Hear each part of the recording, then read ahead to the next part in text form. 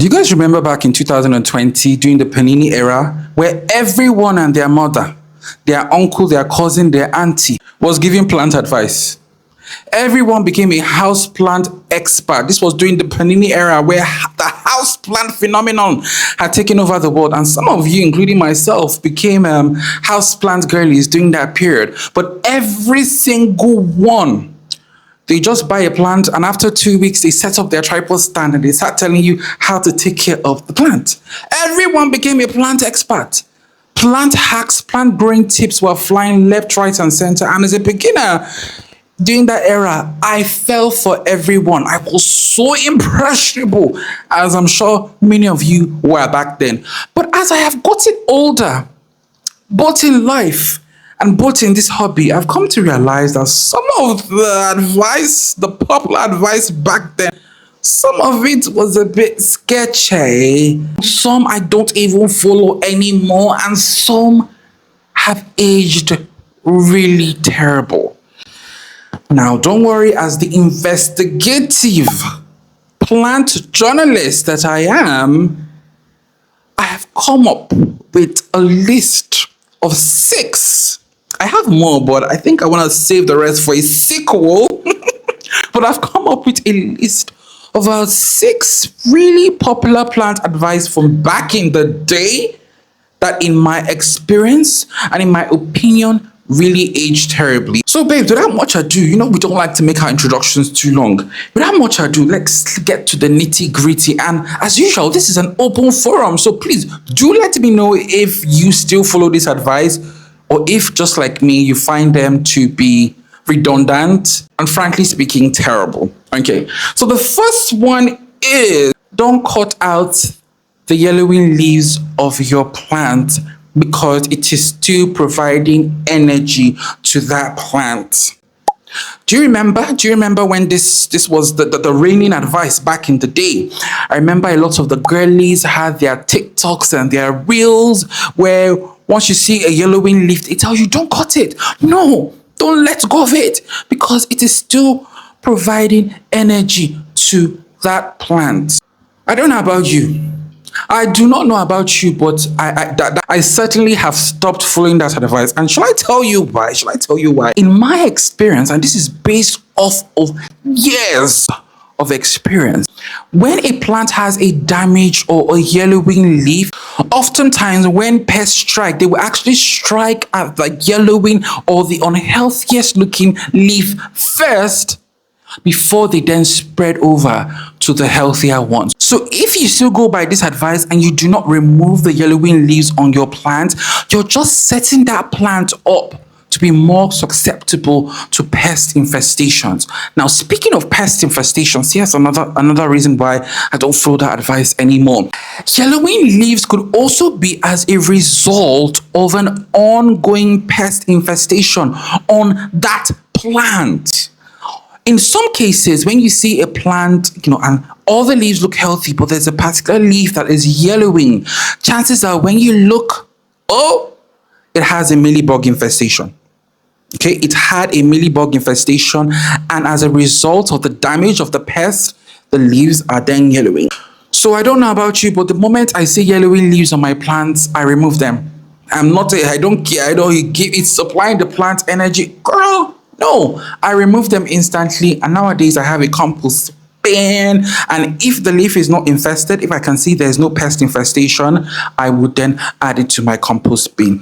Also, when you really think about it, when a plant produces yellowing leaves, it's literally the plant letting go of the leaf due to one stress issue or the other, either from underwatering, overwatering, pest infestations, like we've talked about. Like, the plant is actually going out of its way to shed the stress. So why would you want to make it harder for that plant? Why? Now, this is the one that really used to mystify me, used to stupefy me, used to confuse me, especially as somebody who was really bad at math in secondary school and all through my life. Water when the top 2 inches of soil has dried. Oh my goodness gracious, this was the reigning advice back in the day as regards watering. The girlies back in the day will come on Instagram and TikTok and they will tell you, no, don't worry. Water when the top 2 inches of soil has dried. Madam, how exactly do I know when the top 2 inches of soil has dried? Should I get a ruler? Should I get a ruler and measure top 2 inches? I do not know who came up with the metric, but back then it had the girlies on a chokehold. Top 2 inches, top 2 inches. Anyways, knowing what I know now about watering, I can categorically tell you that that advice isn't good advice, because the top 2 inches of soil, whatever that is, isn't a foolproof way to know when your plant needs to be watered or not. Just because the first 2 inches of soil has dried out in the surface doesn't necessarily mean that below where the roots actually are, deeper in the soil where the roots actually are, the soil is dry. In most cases, it's even still wet or still potentially moist. Now, let me give you some practical advice on when to water your plants. Do you know the advice, the honest advice is, no one can tell you, no one can teach you when and how to water your plant except you. What?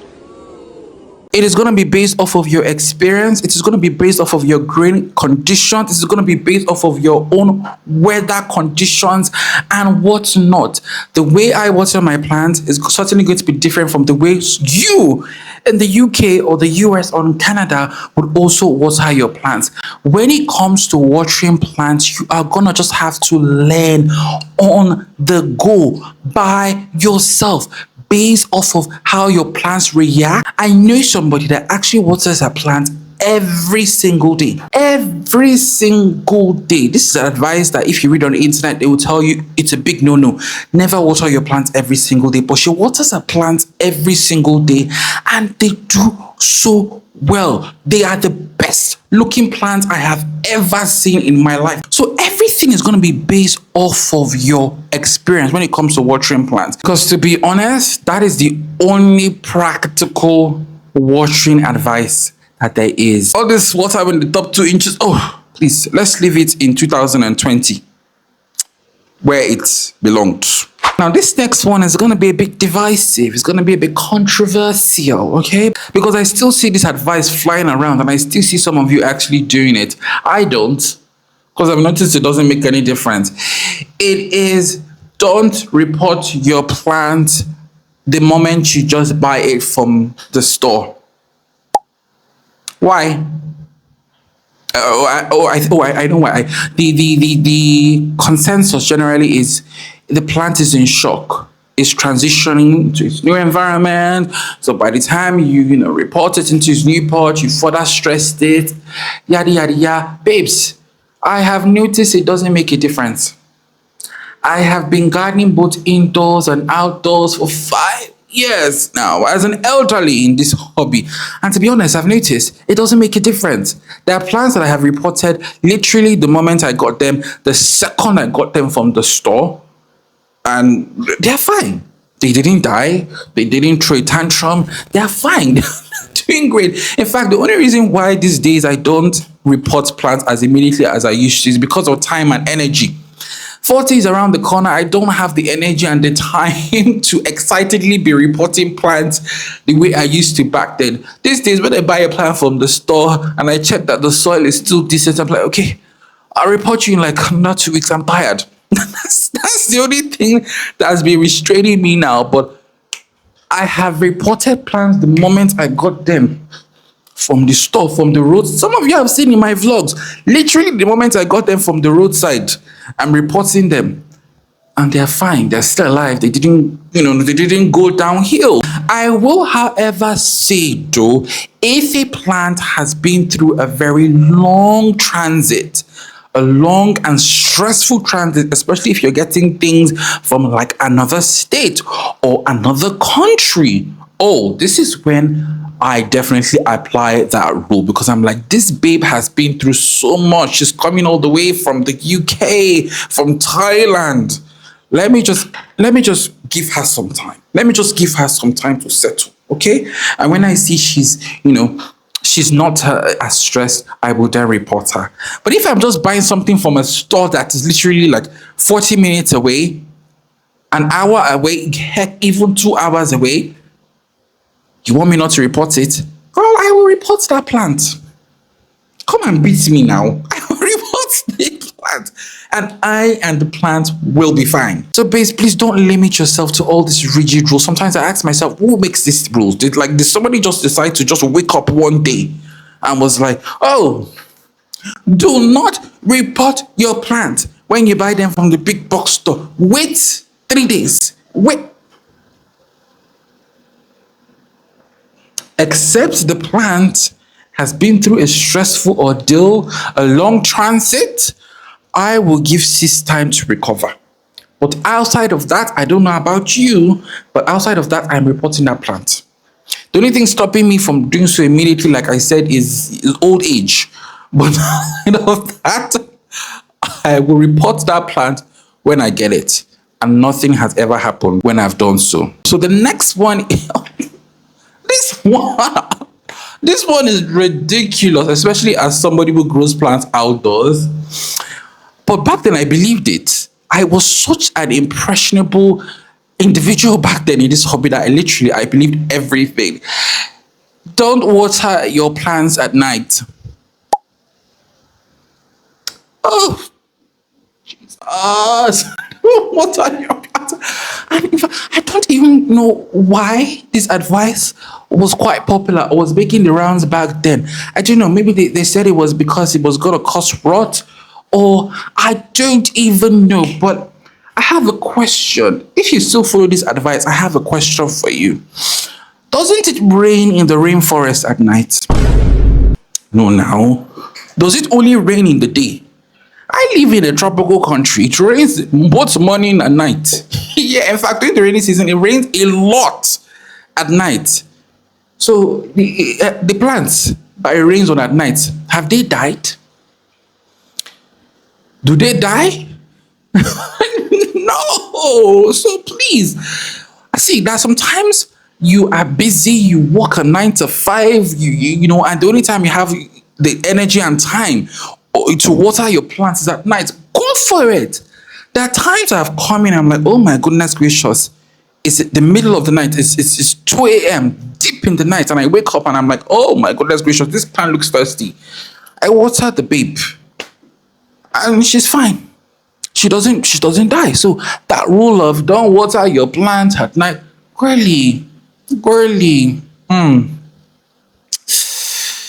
know, it doesn't make sense. It doesn't add up, because like I said, in the rainforest, when it rains at night, the plants don't start shouting, please, it's night.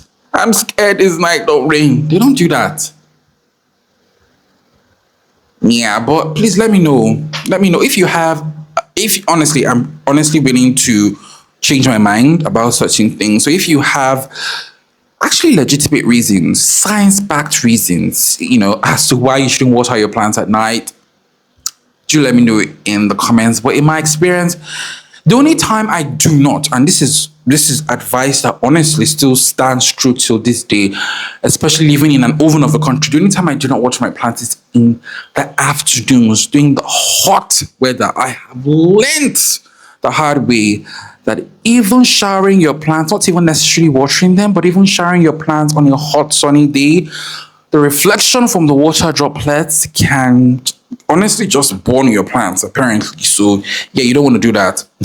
You don't want to do that. But at night, I'm going to be watering these plants if they are thirsty, and they will always be fine. Do you remember when this one was a very popular trend and I fell for it? I fell for it. It was a very popular trend on TikTok. A lot of these plant content creators, they can lie. They can lie. Jesus God. But back then, I fell for it. You know how your monstera has area roots? Sticking the area roots in water will help the monstera grow faster. I remember one particular video, and there's a way these content creators, I'm a content creator, so I'm slandering myself as well. We all do all of this. There's a way these content creators tend to make things look really cool, even though they're honestly just a waste of time. Like, I remember one, she had this little, like, little transparent little like jars, and she put it in each area root, and it looks so aesthetic and cute. But babes, I'm here to tell you that that is a complete waste of time, energy, resources, and that actually does the opposite. It doesn't make your monstera grow fast. It actually slows down the growth of your monstera. I should know because I've experienced this before. So what happens is that when you put that area root in a jar of water, a bucket of water, whatever, the plant is just going to spend all its energy just making the area root longer, longer, longer, longer in that jar. It's just gonna spend all its energy just make it, and when you bring out the area root from the jar, it's of water, it is long and dangling. That plant spent all its time, the time it would have used to produce big leaves, it spent it producing area roots. So area roots of a plant or a monstera actually, so the plant can latch onto something and climb and grow bigger, or latch onto soil and root and have more nutrients. But when the plant is in a medium like water where there's no obstruction, it just keeps pushing. It's like the plant is like, where is something that I can latch onto? Where is something that I can latch onto? Where is it, or where is soil that can feed me nutrients? And it spends its time just producing area roots senselessly. So please, please, I beg of you, are some of you still doing that?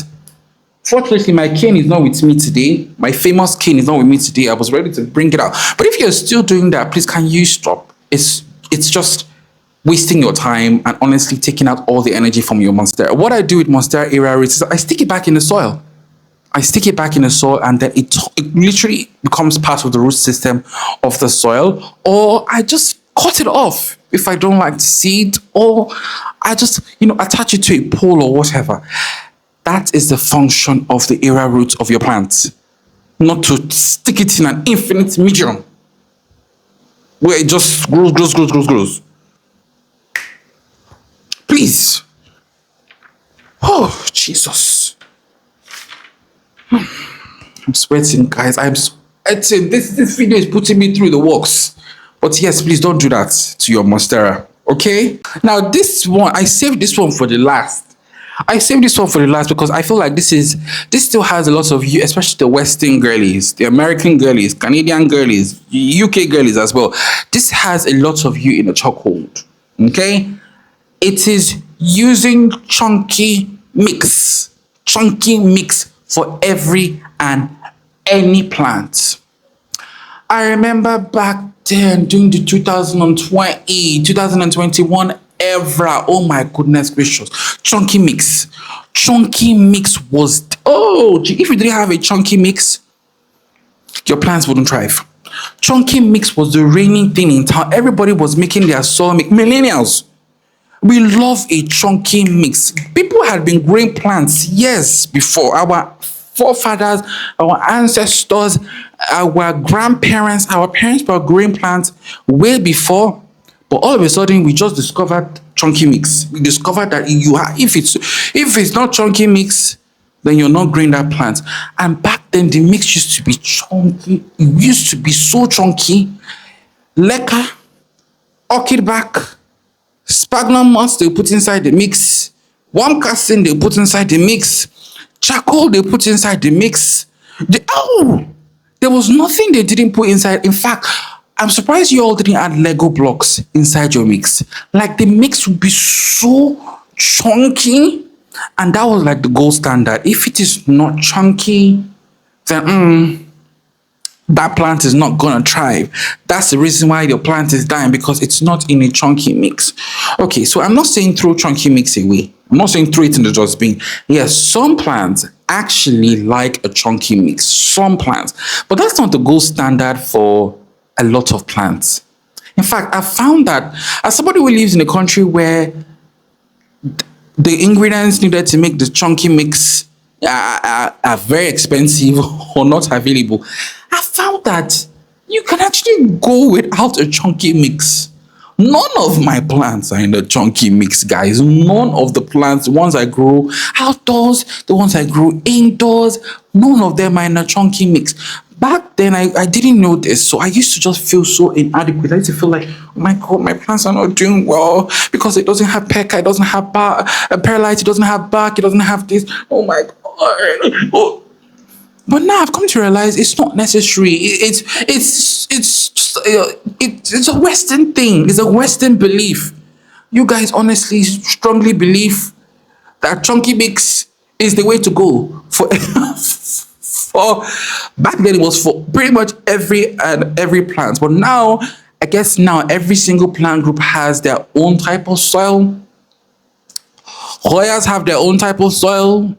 Aeroids have their own type of mix. Succulents have their own type of mix. All good, but can I blow your mind? Can I blow your mind? I use the same soil mix for all my plants. Every single, both my plants indoors, both my plants outdoors, both my succulents, every single one gets the same soil mix. I don't amend differently.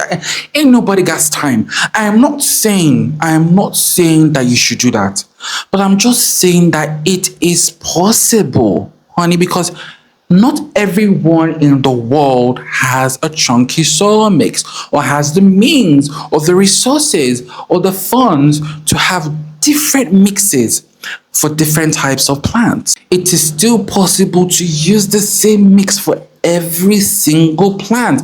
Granted, there may be one or two specialty plants that you may have to twerk the mix for the most part, but in my experience, 90% of the plants in my care use the same mix and they're all thriving. I mean, look at the material, guys. They're all thriving, they're all doing well. And as we've established on this channel, sometimes having a mix that is too chunky may actually be detrimental for your plants and your lifestyle. When it comes to soil, again, just do what works for you. If a chunky mix is what works for you, do it, babes. If an all-purpose mix is what works for you, do it, babes.